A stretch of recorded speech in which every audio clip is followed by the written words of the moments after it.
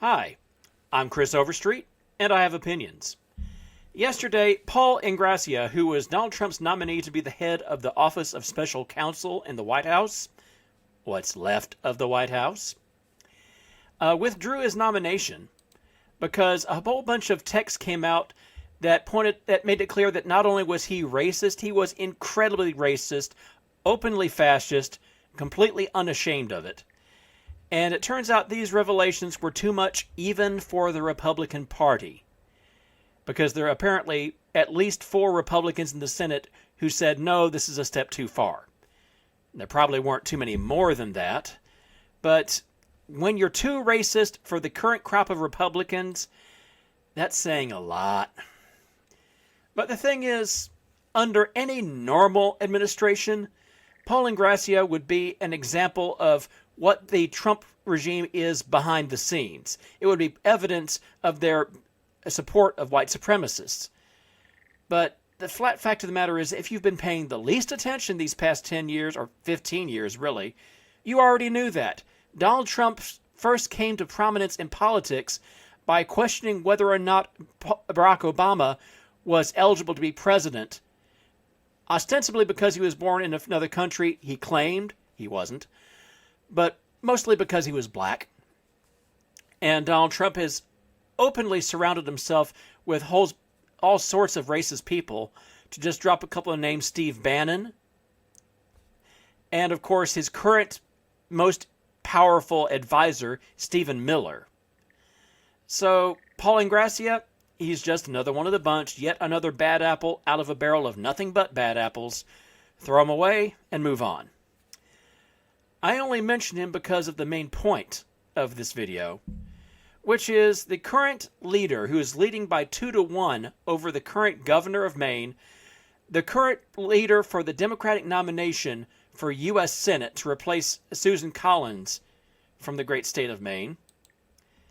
This guy, Graham Platner, who, in addition to having been caught with a whole bunch of past Reddit posts questioning whether basically racist, sexist, not really caring about sexual abuse, questioning whether or not black people are cheapskates, etc., etc. Yeah, on top of that, he turns out he had a Nazi tattoo. And not just any Nazi tattoo, but a Totenkopf, a death's head, the symbol of the secret SS police. He claims he got it as a teenager and didn't know what it was, but there's absolutely no way that you get that particular tattoo and don't know where it came from. Any tattoo artist who gives you that tattoo is going to tell you up front, usually with a smile on his face because he's a Nazi too. He's hoping to get a new recruit. And the thing is, Plattner was, until the last week or so of Oppo stuff came out against him, he was incredibly popular because he's not an inside the beltway Democrat. He's not a go along to get along centrist Democrat. He's actually charging forward with the class war that the rich have been waging on us for these past 40 years. And he is an ex-Marine. He's a businessman who's made himself a millionaire, and those are all worthy things up to a certain point. But how should I put this? There are over 1 million people in Maine who somehow or other managed not to get a Nazi tattoo on their body.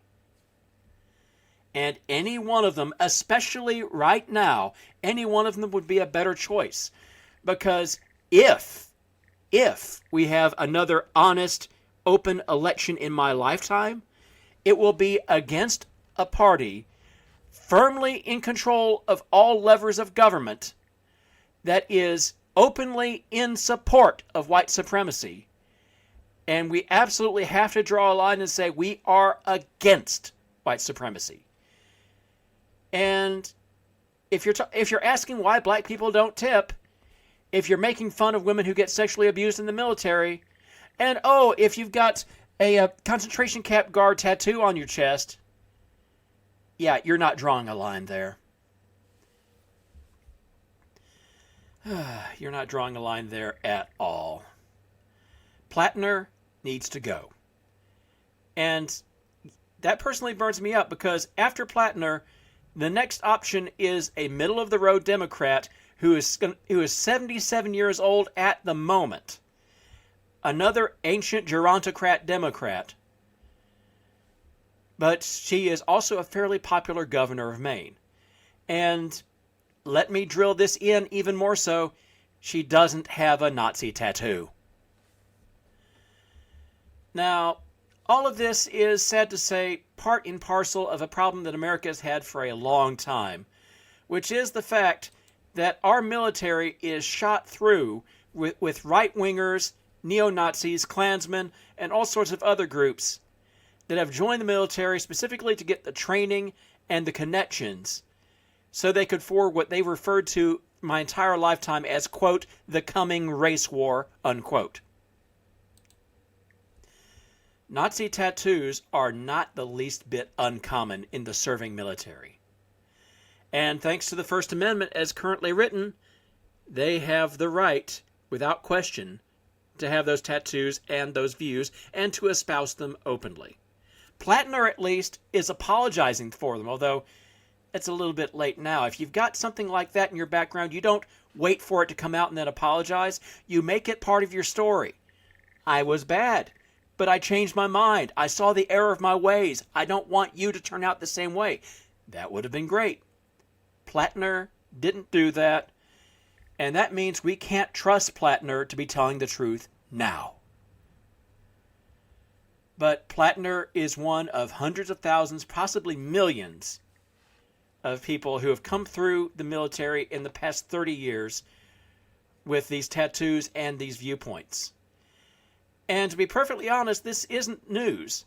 Back in 1998 and 1999, the Department of Defense and the Federal Bureau of Investigation under Bill Clinton came out with multiple studies that showed that, yes, the right wing, the far right, the militia movement, the neo-Nazis, the Klansmen, the whole bunch, they were actively getting their kids to go into the military so they could get training, get weapons, get ready.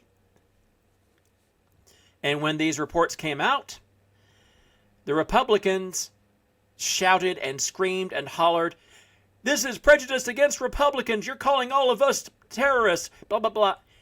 And they stifled the reports. They actually blocked the Department of Defense from making any further studies in this direction. They didn't stop the Department of Homeland Security because that didn't technically exist in 1999. That came a little bit later. And in 2009, in the first year of the Obama administration, another report came out saying, yes, there are a ton of white supremacists in the military. Something needs to be done about this. And the Republicans again blew their top. And this was used as part of what rallied Republicans and conservatives into the Tea Party movement that cost Barack Obama any real control of things after the first 2 years of his administration. Cost the House and eventually the Senate because somebody in the Department of Homeland Security told the truth. And now, here we are. Donald Trump, one of his first acts on returning to power was to completely dismantle the departments of the federal government that were investigating domestic terrorism, and in particular, white supremacy. The same people who over the past 30 years have been filtering their way through our military and picking up their Nazi tattoos and all other things, they are now the people like Pete Hegseth who are running things. This is a long-time problem, and it will not be fixed without a hell of a fight, without people willing to stand up against the blowback, against the Republicans pointing fingers and saying, "Nuh-uh, this is just persecution."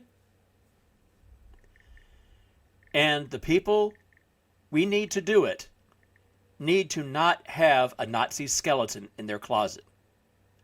Plattner must go. There are 7 other people in the Democratic primary for U.S. Senate on next year's ballot so far. one of them has got to be decent enough to beat out Plattner. Because no matter how much Bernie Sanders supports him, and I am sad that Bernie Sanders is still supporting him, no matter how much he talks the talk for the left, we cannot trust him to walk the walk. We cannot withstand any more Kristen Sinemas. We cannot withstand any more Fettermans. And we cannot nominate Gerald Plattner. Or otherwise, our good friend Paul is going to find another job in the next administration. And next time, the Republicans won't sink him. I'm Chris Overstreet, and I have opinions.